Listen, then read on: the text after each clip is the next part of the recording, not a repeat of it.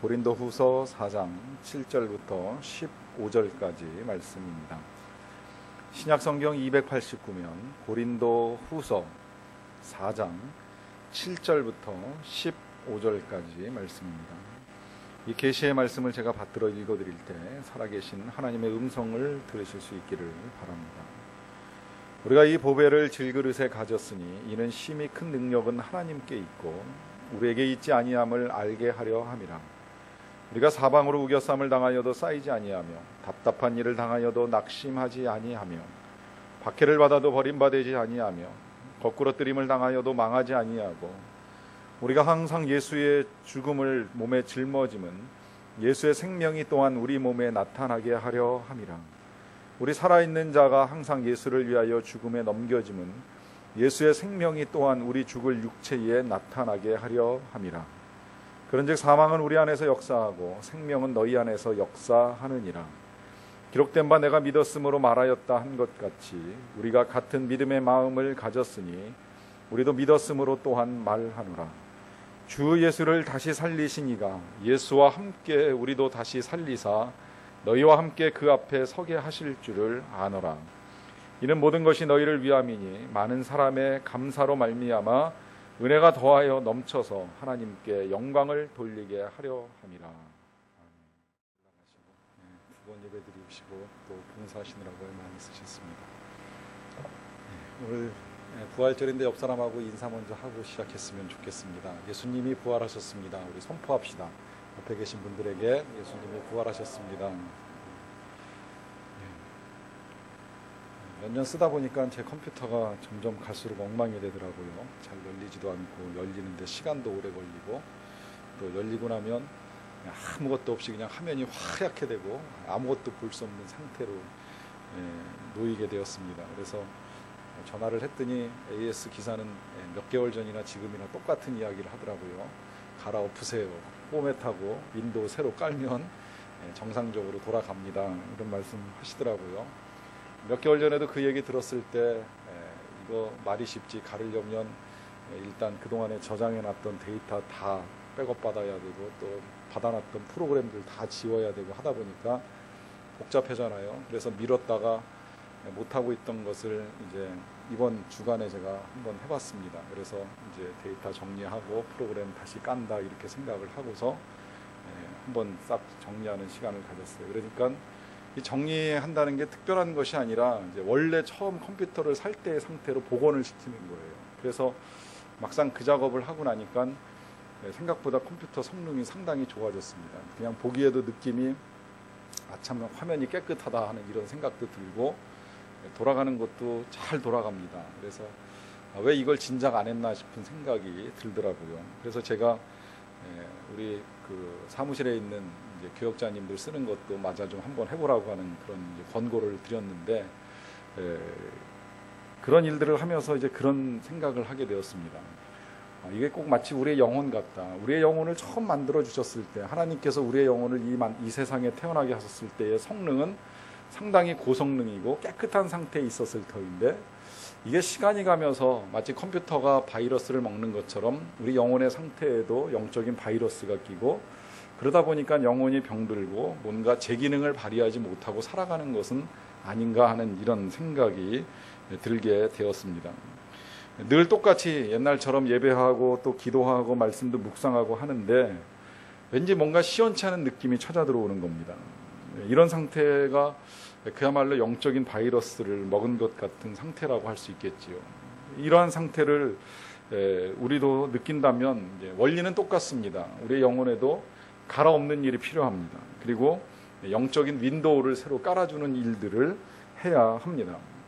하나님께서 이제 이 원리를 우리보다 먼저 알고 계셨기 때문에 하나님께서 우리의 삶 가운데 이제 그런 작업을 할 수 있도록 두신 것들이 주일날 우리가 하나님께 나아오는 것이고 또 그렇게 살아가도 계속해서 쌓이다 보면 또 이것이 기능 상실되고 악화되기 때문에 이제 그와 더불어서 하나님이 절기를 만들어 주셨어요.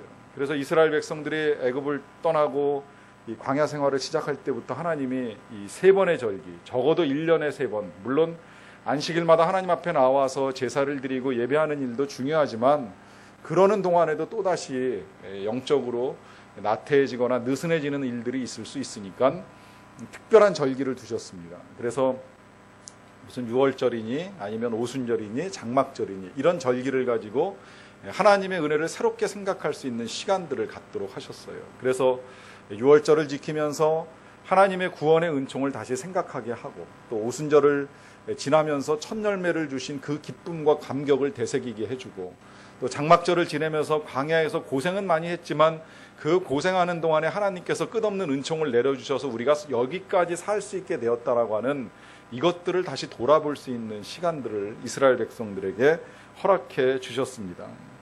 이제 이러한 일들이 신약 시대를 거쳐서 지금 우리가 살고 있는 이 시대까지도 계속 지속이 됩니다. 좀 절기의 이름은 바뀌었지요. 또 절기를 지키는 방법도 달라졌습니다. 하지만 이 절기의 근본적인 목적은 똑같습니다. 그것은 이 세상 속에서 살다 보니 세상과 함께 뻑뻑하게 돌아가게 된 우리의 영혼의 상태를 깨끗하게 또 새롭게 만들어서 다시금 이제 원래의 기능과 능력을 가지고 살아가도록 도와주는 것입니다.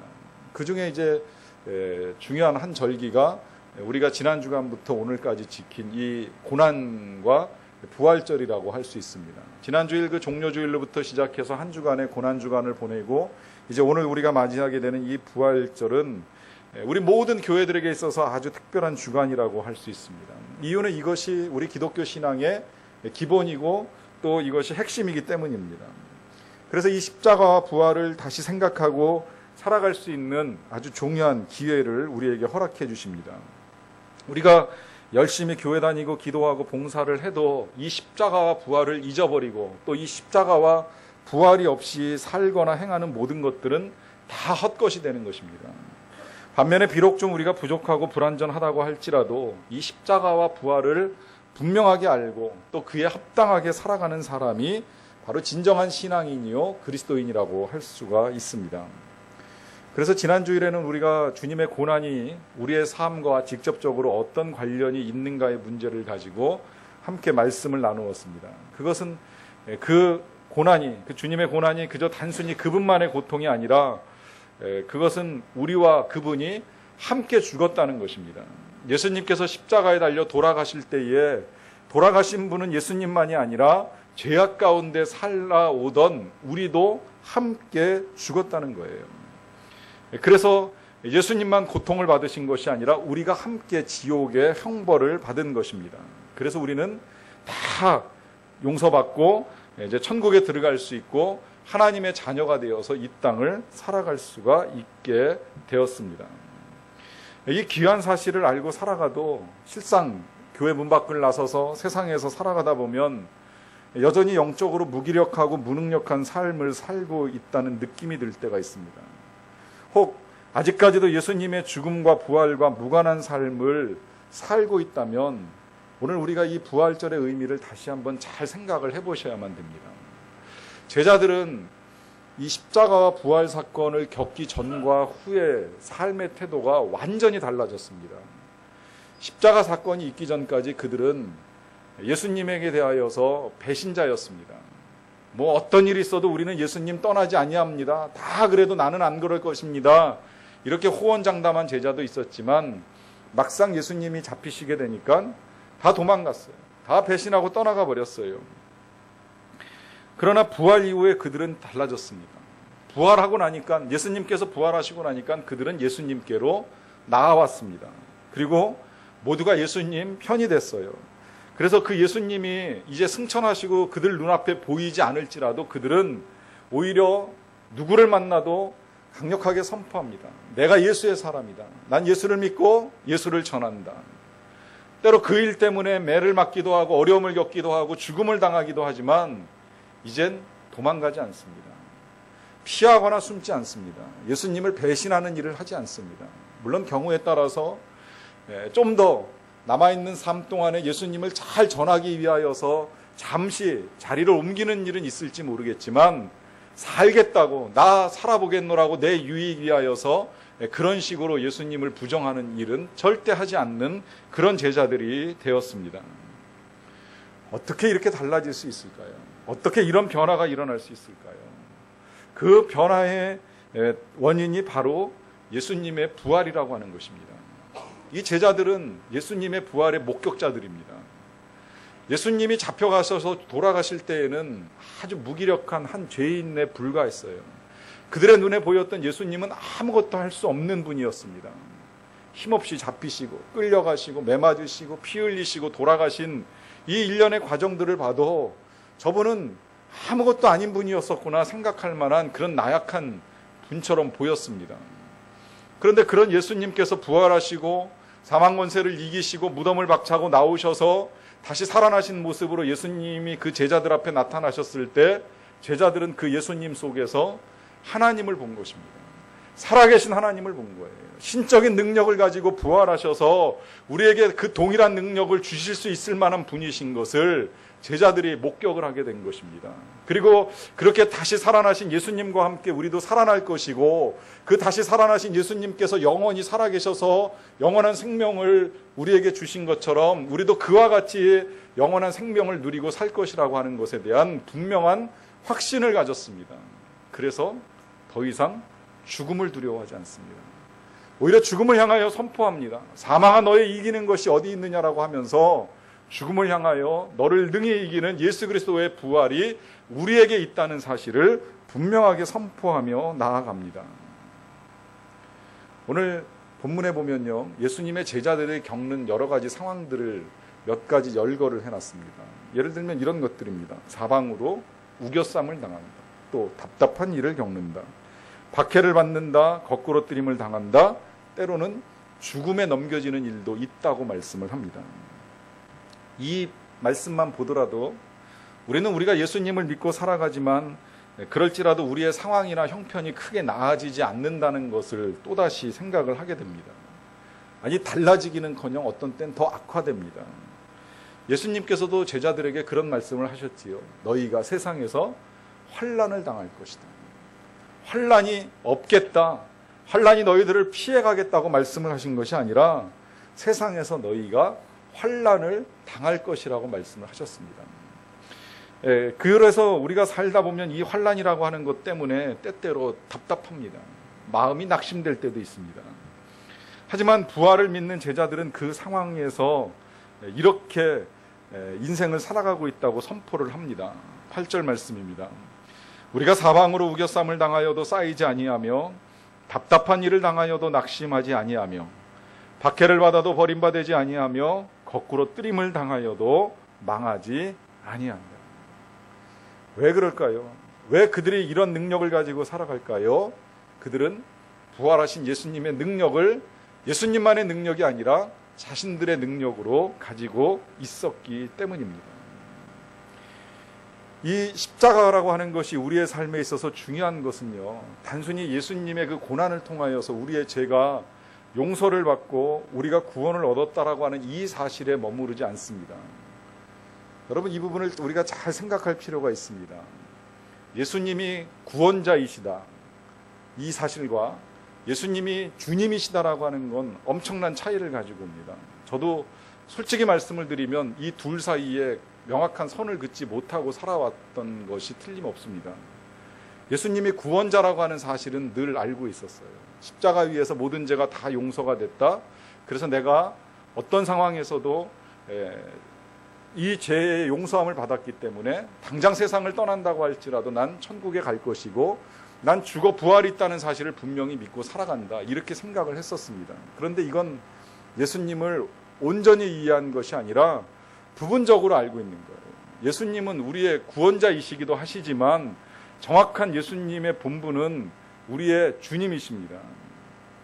단순히 구원자, 우리가 이 다음에 죽어서 천국을 갈 수 있도록 그 길을 열어주시는 그 구원자로서만이 아니라 우리가 이 세상, 아직까지도 육신을 가지고 살아가야 될 이 수십 년의 날 동안에 우리의 삶의 주인, 로드로서 우리를 다스릴 만한 그런 주인이라고 하는 사실을 잊고 살아왔던 거예요.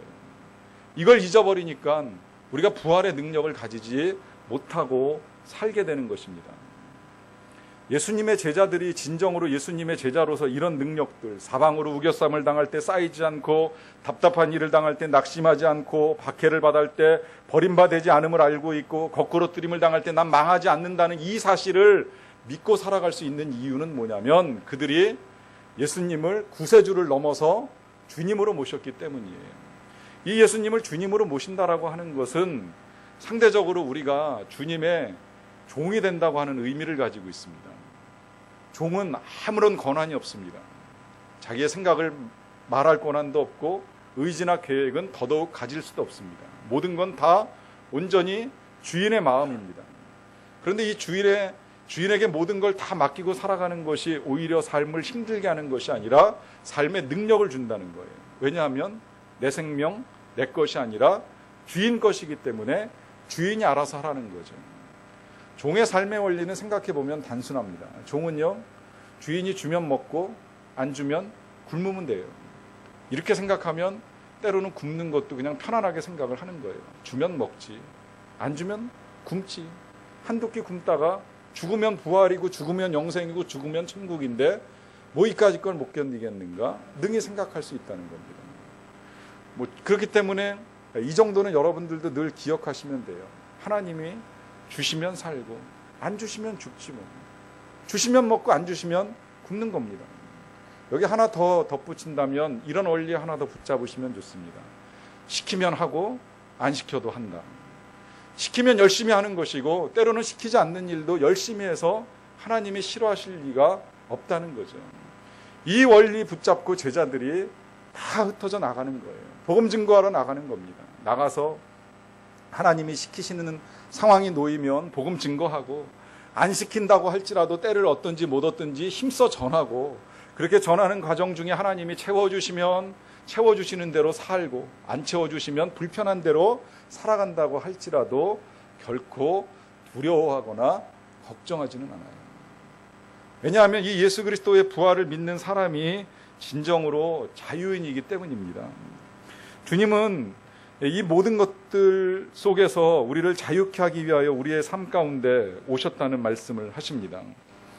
근데 이 자유라고 하는 부분이 지금 이제 조금 전에 말씀을 드렸던 이 종이라고 하는 부분과 마치 충돌이 되는 것처럼 이제 오해를 할 가능성이 있어요.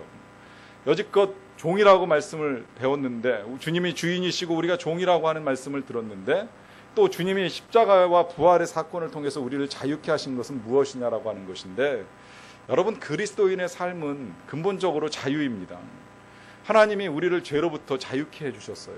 그리고 또 질병으로부터 죽음으로부터 하나님의 진노와 저주로부터 우리를 온전히 자유하게 해주셨습니다. 그래서 우리는 세상의 어떤 것에 의하여서도 매여서 살아갈 이유가 없어요. 행여라도 여러분들 예수 믿으면서 뭐 이사하는데 손 있는 날이냐 없는 날이냐 따지실 필요 없습니다. 예수 믿으면서 이사를 가는데 동쪽으로 가야 되냐 서쪽으로 가야 되느냐 세상 사람들이 하는 말에 흔들릴 하등의 이유가 없어요. 정말 답답한 건 예수 믿으면서 결혼하겠다고 이제 어느 날 결혼해야 되는지 시간 날짜 받겠다고 사주 보는 분들 정말 답답합니다. 이 모든 것들로부터 주님이 우리를 자유케 하셨는데 왜 아직도 그런 쓸데없는 것들에 매여서 살아가느냐라고 하는 거예요. 제가 선교지 나갈 때마다 제일 속상한 부분이 바로 그 부분입니다. 동남아에 가보시면 아시겠지만 불교 국가에서 많이 하는 일들 중에 하나가 사람 몸에 뭐 묶어주고 찍어주고 뭐 그러면서 이거 하면 복 받는다고 이거 하면 잘 산다고 하면서 그 사람들이 하는 거 있죠. 근데 정말 그들이 그렇게 해가지고서 얼마나 잘 사는가 하는 의문이 들 때가 있어요. 보면 참 답답해요. 늘 축복한다고 하시고 이상한 끈 갖다가 묶어주고 이상한 점 얼굴에 찍고 몸에 찍고 하면서 사는데 진짜 사는 거 보면 불쌍하기 그지없이 살아가는 모습 보여주고 있잖아요. 여러분 우리는 이 모든 것들로부터 충분한 자유를 누릴 만한 하나님의 은혜를 받고 살아가는 사람들입니다. 다만 하나님께서 이 귀한 자유를 우리에게 주셨는데 이 귀한 자유를 자유인 줄 모르고 살아가는 것은 불행한 일이라는 거예요. 그리고 이 자유를 정말 잘 사용하는 것은 오직 하나님을 전하기 위하여서 내가 주님의 종노릇 하겠다라고 하는 이 자유로운 선택을 가지고 살아가는 것이 귀하고 아름다운 일이라 하는 것입니다. 빅터 프랭클이 2차 대전 때 나치 수용소에 수감이 된 일이 있습니다. 죽음의 수용소라고 하는 책을 써서 우리에게 많이 알려졌는데요. 그는 감옥에서 아주 비참한 경험을 합니다. 동료들이 다 줄줄이 가스실로 끌려나가는 것을 보기도 했고요. 심지어 그 후에는 나중에 자신의 부모님 두 분과 아내와 또 자식까지도 순서대로 가스실로 끌려가는 아픔을 겪게 됩니다. 근데 이분이 그런 일들을 겪으면서도 물론 마음이 많이 아프고 힘드셨겠지만 고요하게 일상을 감당하는 모습이 흔들리지 않습니다. 그러다 보니까 이 나치들이 그를 괘씸하게 여겨가지고 이제 그를 좀 더 괴롭혀주기 위하여서 그를 끌어내가지고 옷을 다 벗긴 다음에 하루 종일 알몸으로 끌고 다니는 일을 했습니다. 그렇게 끌려다닐 때 그는 온종일 자신에게 이런 이야기를 했다고 합니다. 당신들은 나에게서 부모를 빼앗아갔다. 아내도 빼앗고 자식도 빼앗았다. 그러나 당신들이 내게서 빼앗을 수 없는 것이 한 가지가 있다. 그것은 이 상황 속에서 내가 어떻게 반응할 것인가를 선택할 수 있는 자유. 바로 그 자유를 너희들이 빼앗을 수는 없다. 나치는 그가 이러한 일들을 겪으면 좀 흥분해서 고함을 지르고 반항하고 덤비는 모습을 보고 싶어 했는지 모릅니다. 만약에 이 사람이 그렇게 반응을 했다면 그는 지금 미움의 종이 되는 것입니다. 분노의 노예가 되는 것입니다. 그러나 그는 여전히 평상심을 유지하고 최악의 상황에서 영혼의 자유를 선택합니다. 그래서 그 모든 상황들을 이기는 진정한 자유인의 모습을 우리에게 보여줍니다. 성경을 읽어나가다 보면 우리가 보는 믿음의 사람들도 바로 그런 사람들이었습니다. 히브리서 11장에는 믿음의 사람들이 쭉 열거가 되어 있죠. 그 믿음의 사람들을 열거할 때 이런 일을 겪는 사람들이 있습니다. 심한 고문을 받기도 하는데 구차히 풀려나기를 원치 아니하는 사람입니다. 어떤 이들은 조롱과 채찍질 뿐만 아니라 결박과 옥에 갇히는 시련도 당했다고 합니다. 또 어떤 이들은 돌로 치는 것과 톱으로 켜는 시험을 당하기도 하였습니다. 또 어떤 이들은 궁핍과 환난과 확대를 당합니다. 그런데 그들은 그 상황 속에서 살려달라고 하나님께 매달리지 아니하였습니다. 그렇다고 우울해하지도 않았어요. 오히려 더 강건하게 그 상황들을 받아들입니다. 받아들이는 그 이유에 대하여 성경은 이렇게 말씀을 합니다. 더 좋은 부활을 얻고자 하여. 더 좋은 부활이라고 하는 표현이 사용된 건 그에 상대되는 또 하나의 부활이 있다는 거죠. 그에 상대되는 부활은 그냥 우리가 알고 있는 단순한 부활, 그냥 죽었다가 다시 살아나는 것, 아니면 죽음 가운데 눈 감았다가 영원한 천국에서 눈을 뜨는 것이 우리의 부활이겠지요. 그러나 더 좋은 부활이라고 하는 것은 그냥 그렇게 살아나는 부활이 아니라 영광스러운 하나님의 나라에서 영광스러운 면류관을 쓰고 영광스러운 하나님 보좌 앞에 나아가서 잘하였도다 착하고 충성된 종이라고 하는 이 칭찬을 받을 만한 그 부활의 날들을 꿈꾸기에 그 더 좋은 부활을 위하여서 비록 이 땅에서는 고통스러운 시간이 임할지라도 살려달라고 도와달라고 구차하게 매달리지 않는다는 거예요. 힘들어 죽겠다고 낙심 가운데 영혼을 내던지는 일을 하지 아니한다라고 하는 것입니다. 이것이 부활의 능력입니다. 이것이 부활을 믿는 사람들의 태도입니다. 그렇다면 여러분, 지금 우리가 이 부활을 믿는 사람들이 어떻게 해서 이런 부활의 능력을 가지고 살아간다고 알 수 있을까요? 7절 말씀을 좀 같이 봅니다. 우리가 이 보배를 질그릇에 가졌으니 이는 심히 큰 능력은 하나님께 있고 우리에게 있지 아니함을 알게 하려 함이라. 이 7절 말씀 속에서 우리 두 가지 사실을 쉽게 배울 수 있습니다. 첫째는 우리에게는 능력이 없다는 거예요. 이 능력은 하나님께 있다는 거예요. 심히 큰 능력이 하나님께 있다 그러죠. 사실 그래요. 우리가 능력이 없으니까 믿고 알면서도 자꾸 실패하고 또 넘어지는 거예요. 그런데 하나님께 능력이 있다고 말씀을 하고요. 자, 이 능력이 그 다음에 이제는 이 능력이 질그릇 같은 우리들에게 담겨 있다는 거예요. 이걸 좀 더 명확하게 우리에게 이해시키기 위하여서 보배가 질그릇에 담겨 있다, 이렇게 지금 설명을 하고 있습니다. 보배 아주 귀한 거죠. 이 귀한 보배가 지금 이 질그릇 같이 깨어지기 쉽고 투박하고 못난 것 같은 이 질그릇 속에, 질그릇 같은 우리의 영혼 속에 담겨 있다라고 하는 말씀으로 이 말씀을 우리에게 가르쳐주고 있습니다. 여러분, 이 꽃꽂이 오늘 이뻐요? 이 꽃꽂이가요, 죽었다가 다시 살아났습니다. 일부 예배 때 이게 한번 쏟아져 가지고 일부 예배 때는 이 두 개가 온전하지 않은 상태에서 예배를 드렸는데 우리 집사님들이 일부 예배 끝나고 나서 다시 살려내셨어요. 그래서 이 모습을 하고 있습니다. 이게 어제 오후 3시 반부터 저녁 6시까지 2시간 반 동안 4명의 꽃꽂이 전문가가 와가지고 만들어 놓은 겁니다. 제가 봐도 고생 되게 했어요. 저도 거의 그 시간 동안 이제 같이 있었는데 제가 보기에도 참 정성을 많이 들인다라고 하는 생각을 했습니다. 그리고 끝나고 나서 이제 청소는 제가 다시 다 했어요. 여기 떨어진 모든 꽃가루와 이런 것들을 다 치우고 갔는데 이 귀한 꽃꽂이가 오늘 일부 예배를 드리기 전에 누군가에 의해 가지고 다 쏟아져 내린 상태에서 예배를 드렸습니다. 이것이 무너지고 난 다음에 그런 생각이 들었어요. 참 이거를 만약에 무너진 것을 꽃꽂이를 만든 사람이 봤으면 어땠을까. 감사하게도 그 4분 중에 한 분도 오늘 우리 교회를 안 오셨기 때문에 분들은 모르시겠지만, 그러나 우리가 봐도 내가 직접 이 만드는 일에 참여하지 아니하였다고 할지라도 이것이 땅에 떨어져 가지고 무너진 것을 보는 마음들은 다 똑같잖아요. 참 안타깝네. 저 귀한 것이 왜 이렇게 됐을까 하는 이런 마음들을 가지시리라고 생각을 합니다. 저 역시도 똑같은 마음이 없던 것은 분명히 아닌데 그 순간에 하나님께서 저에게 주시는 깨달음이 한 가지가 있었습니다. 우리 그리스도인들이 이 부활의 능력, 예수 그리스도께서 십자가에서 우리를 용서하시고 그리고 부활의 능력을 통하여서 우리가 다시 살아나고 이 영원하고도 강건한 생명의 능력을 가지고 살아가는 우리들이 그 능력대로 살아가지 않는다라고 하면 이 떨어진 꽃을 보는 것 같은 우리들의 마음만큼이나 하나님의 마음도 그렇게 안타까울 수 있다는 거예요.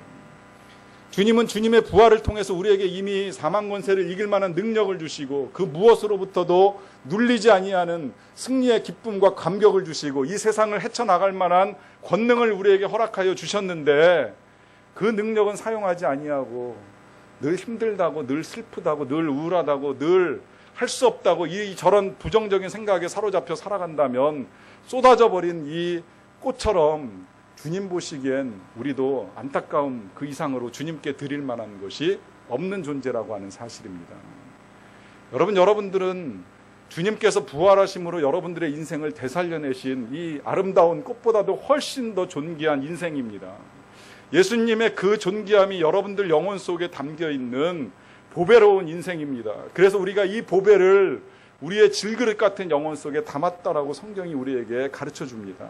그렇다면 이제 우리가 살아가야 될 우리의 삶의 모습은 마치 정말 보배를 담은 질그릇처럼 나의 이 질그릇 같은 인생으로 살아가는 것이 아니라 보배를 담은 보석감 같은 인생으로 살아가셔야만 합니다. 왜냐하면 그것이 우리가 부활을 믿고 살아가는 삶의 능력이고 증거이기 때문입니다. 도널드 맥컬로우가 광야를 지나는 법이라고 하는 책에서 우리에게 이렇게 가르쳐 줍니다. 금요일에 버림받음은 상상을 초월할 정도로 참혹했지만 일요일의 영광은 그보다 더욱 찬란하다. 우리 모두를 공포에 떨게 했던 우리 죄에 대한 하나님의 진노였던 성금요일의 냉혹함은 부활주일의 감격에 찬 은혜가 되었다. 여러분, 지금 살아가는 것이 힘들고 어려울지라도 일요일의 영광이 우리에게 임한 것처럼 부활의 영광의 날이 우리에게 반드시 임하게 되어 있습니다. 우리가 주님을 만나는 날이 우리에게 도래하게 되어 있습니다. 그날에 모두가 다 더 좋은 부활을 얻기를 바랍니다. 그래서 그 더 좋은 부활 속에서 영광스러운 하나님을 영광스럽게 만나는 기쁨과 감격을 누리실 수 있기를 간절히 축원합니다. 기도하시겠습니다. 죄와 허물로 인하여 죽을 수밖에 없었던 인생들이었는데 연약한 인생 사랑하사 구원하시기 위하여 이 땅에 오신 주님, 십자가의 고난을 당하시고 죽으셨으나 부활하심으로 우리에게 영원한 생명이 있음을, 우리의 삶이 일생이 아니라 우리를 위하여 또다시 예비된 거룩한 날들이 있음을 깨닫게 하여 주시니 진심으로 감사를 드리옵나이다. 이 귀한 은혜를 받고 살아가도 가치를 잃어버린 채 버려진 꽃처럼 허망한 인생을 살아왔던 우리의 삶을 용서하여 주시옵소서. 다시금 피어나 부활의 영광을 증거하고 부활의 능력을 가지고 살아가는 하나님의 백성들이 되기를 원합니다.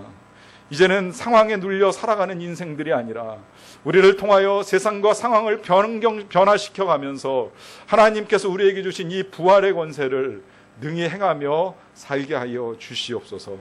예수님의 이름으로 기도하옵나이다.